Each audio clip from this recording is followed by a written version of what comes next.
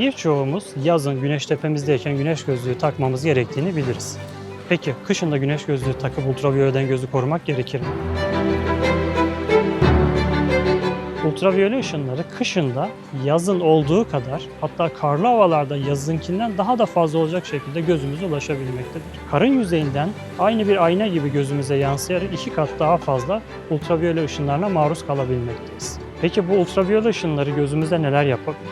Korneamızda hasarlar, yanık hasarları, retinamızda sarı nokta hastalığı dediğimiz rahatsızlık ve kataraktı hızlandırıcı etkileri olduğu bilinmekte. Biz de yazın kullandığımız gibi kışın yoğun dışarıda vakit geçirdiğimiz zamanlarda güneş gözlüğünü ihmal etmememiz gerekmektedir. Yani güneş gözlüğü sadece yazın değil, 4 mevsim gözlerimizi koruyan bir aparat olarak düşünmemiz gerekir. Göz sağlığımızı ihmal etmeyelim.